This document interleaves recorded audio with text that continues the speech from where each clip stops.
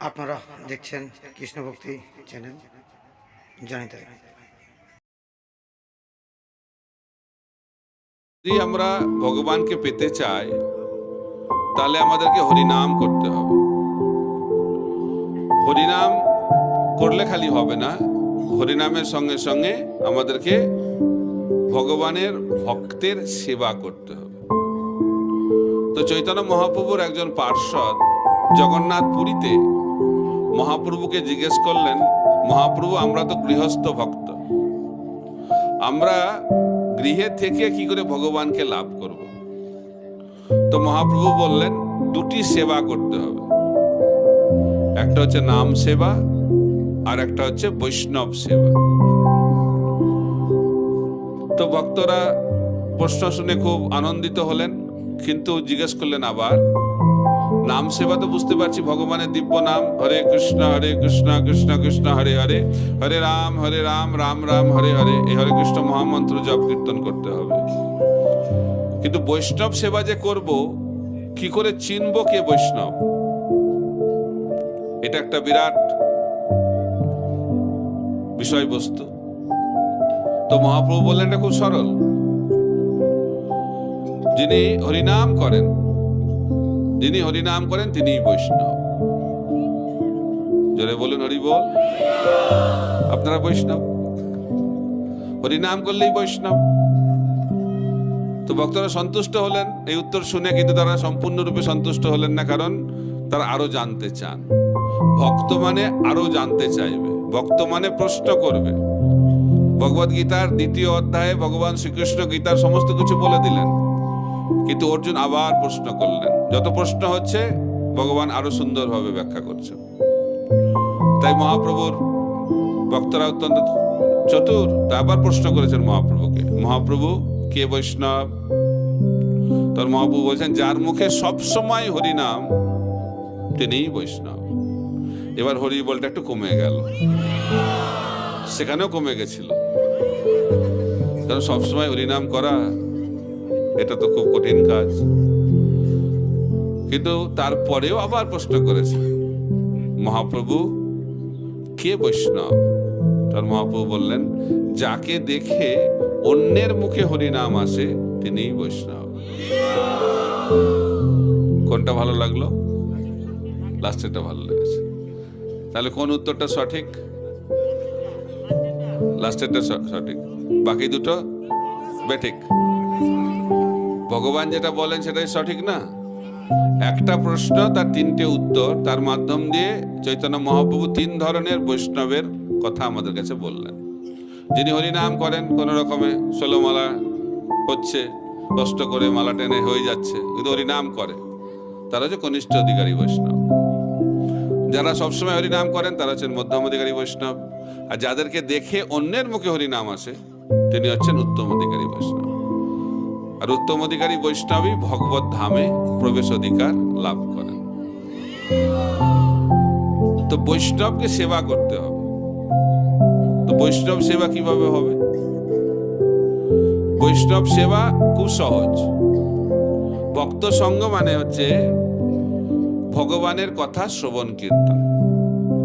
মচ্চিত্ত মদ্গত প্রাণা বোধয়ন্ত পরস্পরম কথয়ন্তশ্চ মাং নিত্যং তুষ্যন্তি চ রমন্তি চ। ভগবদ গীতাতে ভগবান শ্রীকৃষ্ণ বলছেন ভক্ত সঙ্গ মানে যেখানে ভগবানের কথা আলোচনা হয়। একসঙ্গে ভক্তরা থাকলেই ভক্ত সঙ্গ হবে না। অনেকে বলতে পারে আমরা একসঙ্গে বসে ক্রিকেট ম্যাচ দেখছি, ভক্ত সঙ্গে ক্রিকেট ম্যাচ দর্শন, তাহলে সেটা ভক্ত সঙ্গ হলো না। ভক্ত সঙ্গ মানে হচ্ছে ভক্ত সঙ্গে হরিনাম, ভক্ত সঙ্গে ভাগবত কথা, তাহলে সেটা ভক্ত সঙ্গ হলো, কৃষ্ণ সম্বন্ধীয়। ভক্তি জীবন মানে হচ্ছে কৃষ্ণকে কেন্দ্র করে জীবন। কৃষ্ণ কেন্দ্রিক জীবন মানে কি? কৃষ্ণ কেন্দ্রিক জীবন মানে আমরা যা কিছু করব ভগবানের সন্তুষ্টি বিধানের জন্য করব। খালি বাহ্যিকভাবে পরিবর্তন হলে হবে না, ভেতরটাও পরিবর্তন করতে হবে। কিন্তু আমরা ভাবছি যে দীক্ষা হয়ে গেছে মানে আমাদের জীবন পরিবর্তিত হয়ে গেছে এবং আমরা জীবনের সিদ্ধি লাভ করে ফেলেছি। কারা কারা এখানে দীক্ষা লাভ করেছেন একটু হাত তুলবেন তো? খুব ভালো। তো দীক্ষা মানে কি? দীক্ষা মানে হচ্ছে ভক্তি জীবনে সিদ্ধি লাভ, তাই তো না? প্রভুপাদ বলছেন দীক্ষা মানে হচ্ছে স্কুল কলেজে যেমন আমরা অ্যাডমিশন নিই, ভর্তি হই, দীক্ষা মানে হচ্ছে ভক্তি জগতে ভর্তি হওয়া। স্কুল কলেজে ভর্তি হলে কি ডিগ্রি পাইছে?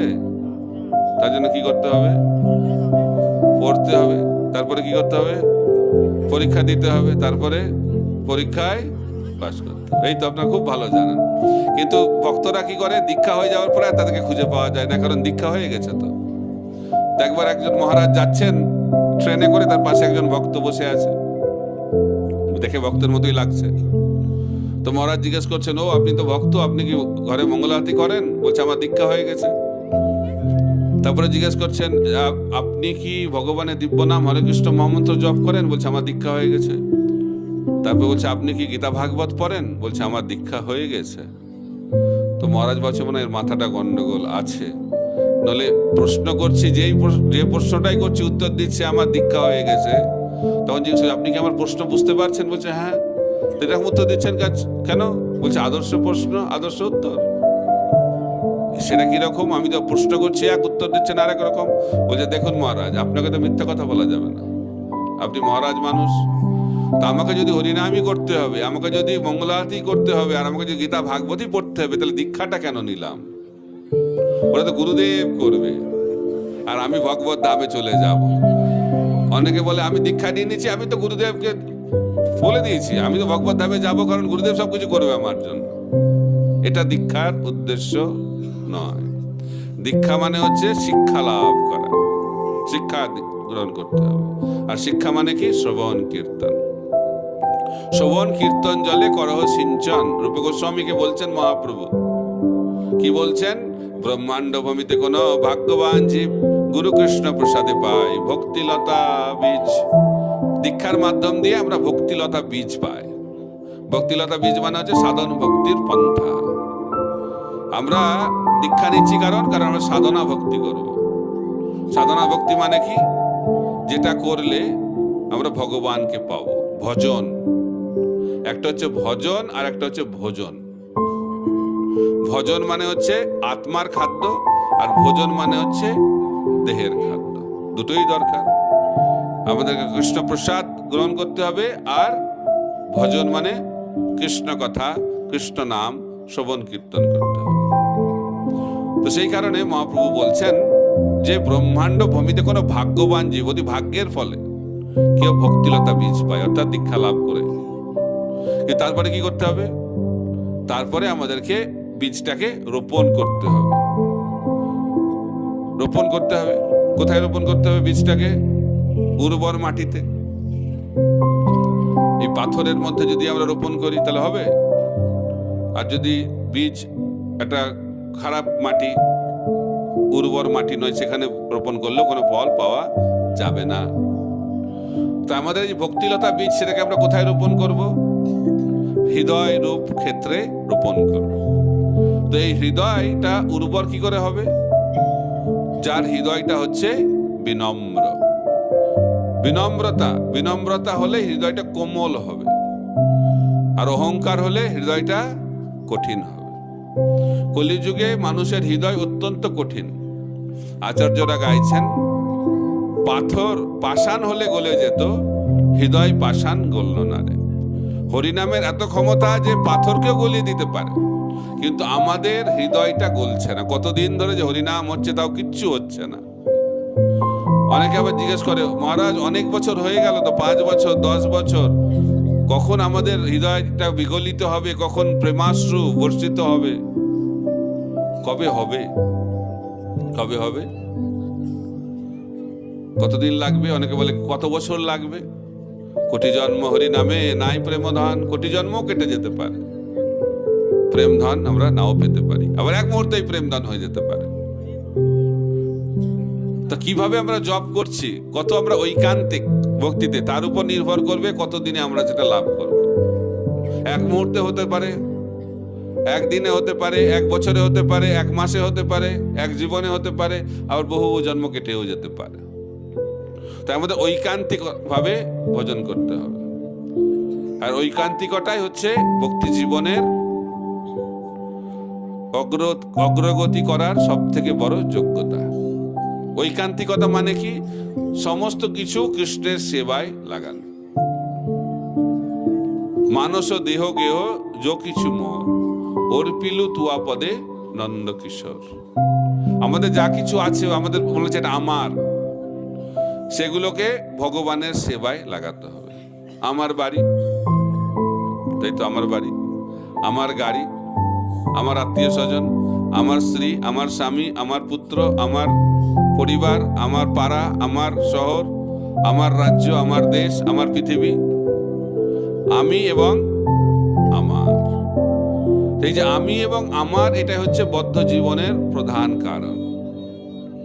আর যখন আমরা সবকিছুকে ভগবানের সেবায় লাগাবো, তখন সেগুলো ভক্তিতে পরিণত হবে। তাই বলা হচ্ছে যে গৃহে ভগবানের সেবা হয় তাকে বলা হয় ভবন। নাম শুনেছেন আপনারা? ভবন। আপনারা কোন ভবনে থাকছেন? বাহ, গীতা ভবন। গীতা ভবন আছে, নামট্ট ভবন আছে, বংশী ভবন আছে, পদ্ম ভবন আছে, তারপরে শঙ্খ ভবন আছে, চক্র ভবন আছে, অনেক ভবন আছে, গদা ভবন আছে।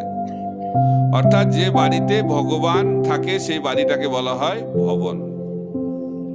ভ মানে হচ্ছে ভগবান। কিন্তু যে বাড়িতে ভগবান আর থাকে না, তার কি দশা হবে?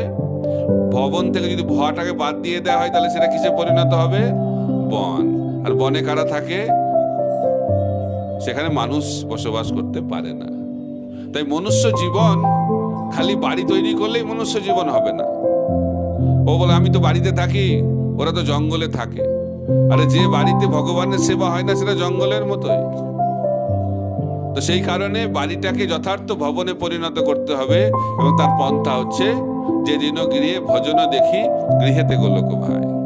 অর্থাৎ বাড়িতে যখন ভগবান কেন্দ্রবিন্দু হবে, তো সেই কারণে ভগবান আমাদেরকে শিক্ষা দিচ্ছেন। চৈতন্য মহাপ্রভু স্বয়ং তিনি চেয়েছেন প্রতিটা বাড়ি যেন বৃন্দাবনে পরিণত হয়, প্রত্যেকটা বাড়ি যাতে নবদ্বীপ মায়াপুর ধামে পরিণত হয়। এটা হচ্ছে মহাপ্রভুর ইচ্ছা। এই জন্য মহাপ্রভু বলছেন যে গৃহকে ত্যাগ করো। মহাপ্রভু বলছেন গৃহে থাকো, বনে থাকো, সদা হরি বলে ডাকো। তাই আমাদেরকে গৃহটাকে বৃন্দাবনে পরিণত করতে হবে, গৃহটাকে মায়াপুর ধামে পরিণত করতে হবে। তাই বলা হচ্ছে 5 ধরনের বৃন্দাবন রয়েছে। প্রথম বৃন্দাবন হচ্ছে গোলক বৃন্দাবন। চিন্ময় জগতে সর্বশ্রেষ্ঠ স্থান, সেটা হচ্ছে গোলক বৃন্দাবন। আবার কৃষ্ণ যখন এই জগতে লীলাবিলাস করতে আসেন, সেই বৃন্দাবনকে এই জগতে নিয়ে আসেন। আজ থেকে 5000 বছর আগে ভগবান শ্রীকৃষ্ণ এই জগতে তিনি লীলাবিলাস প্রকট করেছিলেন, এবং তিনি বৃন্দাবন ধামকে প্রকট করেছিলেন। সেটাকে বলা হয় ভৌম বৃন্দাবন। কৃষ্ণ 125 বছর লীলাবিলাস করার পরে অপ্রকট হয়ে গেছেন, কিন্তু বৃন্দাবনকে রেখে গেছেন। যে বৃন্দাবনটাকে এখন আমরা দেখতে পাই, সেটা হচ্ছে 3 নম্বর বৃন্দাবন। 4 নম্বর কোনটা? যেখানে ভগবানের শুদ্ধ ভক্তরা থাকে, সেটি হচ্ছে বৃন্দাবন। যখন চৈতন্য মহাপ্রভু সন্ন্যাস নিয়েছেন, সন্ন্যাস নেওয়ার পরে কাটোয়া থেকে বৃন্দাবনের দিকে তিনি পাগলের মতো ছুটছেন, কিন্তু নিত্যানন্দ প্রভু ভাবলেন এখন মহাপ্রভু বৃন্দাবনে চলে গেলে নবদ্বীপবাসী ভক্তের কি দশা হবে। তো ওনাকে বীরভূম এলাকায় একচক্র ধামের চারিদিকে ঘুরিয়ে টুরিয়ে শান্তিপুরে নিয়ে চলে গেছে। আর মহাপ্রভু গঙ্গাকে যমুনা জ্ঞান করেছে। নিত্যানন্দ প্রভু এটাই যমুনা। তো মহাপ্রভু স্নান করে উঠেছে, তো দেখে সেখানে অদ্বৈত আচার্য ঠাকুর। তো মহাপ্রভু জিজ্ঞেস করছে, আরে অদ্বৈত আচার্য আপনি এখানে কি করছেন বৃন্দাবনে? বলছে এটা তো বৃন্দাবন না, এটা শান্তিপুর। তাহলে নিত্যানন্দ আমাকে মিথ্যা কথা বললো, ভুল বুঝিয়ে আমাকে নিয়ে চলে এলো। ও তো বললো এটা যমুনা, তাহলে নিত্যানন্দ মিথ্যা কথা বললো আমাকে। অদ্বৈত আচার্য ঠাকুর বললেন, নিত্যানন্দ প্রভু যেটা বলেছে সেটা মিথ্যা নয়, কারণ আপনি যেখানে থাকেন সেটাই বৃন্দাবন। আর আপনি গঙ্গার পশ্চিম দিকে স্নান করেছেন, আর গঙ্গার পশ্চিম পাড়টা হচ্ছে যমুনা। আপনারা প্রয়াগে কুম্ভমেলায় যারা স্নান করছেন তারা জানেন, সেখানে 3টি নদী একসাথে প্রবাহিত হচ্ছে। তো গঙ্গার পূর্ব দিকটা হচ্ছে গঙ্গা, পশ্চিম দিকটা হচ্ছে যমুনা। তো এইভাবে চৈতন্য মহাপ্রভু তিনি তার মাধ্যম দিয়ে তিনি শিক্ষা দিচ্ছেন যে জগৎকে, যে যেখানেই ভগবানের শুদ্ধ ভক্তরা থাকে সেটি হচ্ছে বৃন্দাবন। রূপ গোস্বামী, সনাতন গোস্বামী রামকেলি গ্রামে ছিলেন, রামকেলিতে বৃন্দাবন প্রকটিত হয়ে গেল। ভক্তিবিনোদ ঠাকুর বলছেন যেদিন গৃহে তিনি ভজন দেখেন সেই গৃহটাই বৃন্দাবন। প্রভুপাদ বলছেন আমাদের ইস্কনের মন্দির হচ্ছে বৈকুণ্ঠ বৃন্দাবন। তো বলা হচ্ছে বনে জঙ্গলে থাকা, গ্রামে থাকা হচ্ছে সত্যগুণে থাকা, শহরে থাকা হচ্ছে রজগুণে থাকা, শহরে নগরে। আর বলা হচ্ছে যে যেখানে আমিষ আহার, যেখানে নেশা, এই সমস্ত খারাপ কাজ হয় সেটা হচ্ছে তমগুণের জায়গা। আর যেখানে ভগবানের সেবা সবসময় হয় মন্দির, সেটা হচ্ছে বৈকুণ্ঠ, গোলক বৃন্দাবন। তাই মহাপ্রভু চেয়েছেন প্রতিটা গৃহ যেন বৃন্দাবনে পরিণত হয়। এটা হচ্ছে 4 নম্বর। 5 নম্বর বৃন্দাবন মহাপ্রভু নিজে শেখাচ্ছেন।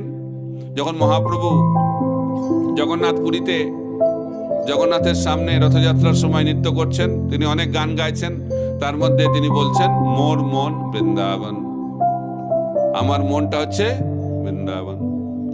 তাই আমাদেরকে এর শিক্ষা লাভ করতে হবে কি করে মনটাকে বৃন্দাবনে পরিণত করতে হবে। আমরা বৃন্দাবনে যাচ্ছি টিকিট কেটে, ভালো, কিন্তু মন যদি বৃন্দাবনে পরিণত না হয় তাহলে আমরা গোলক বৃন্দাবনে যেতে পারবো না। তো শিল প্রভুপাদ বলছেন কোন মনটা বৃন্দাবন? যে মনটা সবসময় বৃন্দাবনের চিন্তায় মগ্ন থাকে।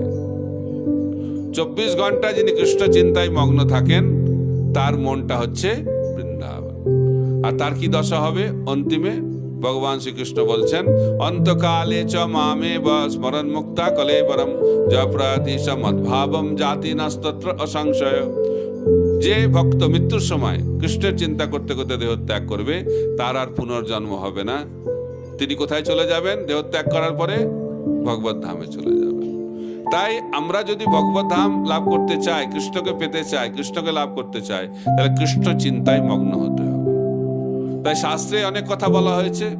তো বেদের সমস্ত সার ভগবত গীতাতে দেওয়া হয়েছে 18টি অধ্যায়। তো ভগবত গীতাতে কর্মযোগ, জ্ঞানযোগ, ভক্তিযোগ ব্যাখ্যা করা হয়েছে। প্রথম 6টি অধ্যায় কর্মযোগ, শেষ 6টি অধ্যায় জ্ঞানযোগ, আর মধ্যে 6টি অধ্যায় ভক্তিযোগ। তো ভগবত গীতাতে যা কিছু বলা হয়েছে মধ্যে 6টি অধ্যায় সেটা বলা হয়েছে। মধ্যে 6টা অধ্যায় যেটা বলা হয়েছে, নবম অধ্যায় সেটা বলা হয়েছে। আর নবম অধ্যায় যেটা বলা হয়েছে তার 7টা নবম অধ্যায়ের শেষ শ্লোকে বলা হয়েছে, সেটা বলা হয়েছে মন মনা ভব মদ্ভক্ত। তাই ভগবানের কথা চিন্তা করাটাই হচ্ছে সমস্ত ভক্তি জীবনের সার, সমস্ত বেদের যে জ্ঞান রয়েছে তার সার। তাই আমাদেরকে মনটাকে পরিবর্তন করতে হবে। এই জন্য আমাদের সোসাইটির নাম হচ্ছে আন্তর্জাতিক কৃষ্ণ ভাবনামৃত সংঘ। কৃষ্ণ ভাবনাময় হতে হবে আমাদেরকে, খালি বেশভূষা পরিবর্তন করলে হবে না। তিলক পরলাম খুব ভালো, কিন্তু তিলক পরলে, বৈষ্ণব বেশ পরলে, মালা হাতে ধরলে, জপমালা নিয়ে ঘুরলেই বৈষ্ণব হওয়া যায় না। ভক্তিবিনোদ ঠাকুর বলছেন এও তো এক কলির চেলা, তিলক নাখে গলায় মালা, সহজ ভজন করছেন মামু, সঙ্গে লয়ে পরের বালা। চরিত্র নাই, চরিত্রহীন, কিন্তু মালা পরে আছে, তিলক পরে আছে, জপমালা নিয়ে ঘুরছে, তাহলে সে কি বৈষ্ণব? ভক্তিবিনোদ ঠাকুর বলছেন তিনি হচ্ছেন কলির চেলা। তাকে চেনা বড় কঠিন। যারা পাপ কর্ম করছে তাদেরকে চেনা খুব সহজ, কিন্তু তিলক মালা পরে কলির চেলাকে চেনা খুব মুশকিল। এই জন্য ভক্তিবিনোদ ঠাকুর শেখাচ্ছেন আমাদেরকে কিভাবে এই তিলক মালা পরা কলির চেলাকে চিনতে হবে, আর আমরা যেন সেই কলির চেলাতে পরিণত না হই। তাই ভক্তি জীবন মানে হচ্ছে চরিত্র গঠন। আর চরিত্র কিভাবে গঠিত হবে? মনটা কোথায়, মন কোথায় পড়ে আছে। মনটা যদি ভগবানের চিন্তায় মগ্ন থাকে, মন যদি সৎ চিন্তায় মগ্ন থাকে, সে হচ্ছে বৈষ্ণব। আর মনটা যদি সবসময় অন্য কিছু চিন্তা করে তাহলে সে হচ্ছে কলির চেলা। তাই আমাদেরকে শিখতে হবে। এই নবদ্বীপ মণ্ডল পরিক্রমা আমরা কেন করছি? ভক্তির সমস্ত অঙ্গ এখানে আমরা অভ্যাস করার সুযোগ পাচ্ছি এই 7 দিন। তার মাধ্যম দিয়ে মনটা সবসময় মহাপ্রভুর চিন্তায় মগ্ন রাখতে হবে। তাহলে কি হবে? আমরা বৈষ্ণবে পরিণত হতে পারবো। প্রভুপাদ চেয়েছিলেন যে বছরে কমপক্ষে একবার পৃথিবীর বিভিন্ন প্রান্তের ভক্তরা আসবে নবদ্বীপ মায়াপুরে, মহাপ্রভুর কৃপা লাভ করবে, তাদের স্পিরিচুয়াল যে আধ্যাত্মিক যে ব্যাটারি সেটাকে চার্জ করে নিয়ে যাবে এবং সারা বছর কৃষ্ণ ভক্তির প্রচার করবে। যারা গৌড়ীয় বৈষ্ণব, তারা যদি গৌড়ীয় বৈষ্ণব বলে নিজেকে পরিচয় দিতে চায়, তাহলে তাদেরকে কি করতে হবে? কৃষ্ণ ভক্তির প্রচার করতে হবে। আমরা হচ্ছি গোষ্ঠানন্দী বৈষ্ণব, আমরা ভজনানন্দী বৈষ্ণব নয়। ভজনানন্দ বৈষ্ণবরা অত্যন্ত মহান, কিন্তু তারা খালি নিজের মঙ্গলের কথা চিন্তা করেন, কিন্তু গোষ্ঠানন্দী বৈষ্ণবরা সমস্ত পৃথিবীর মঙ্গলের কথা চিন্তা করেন।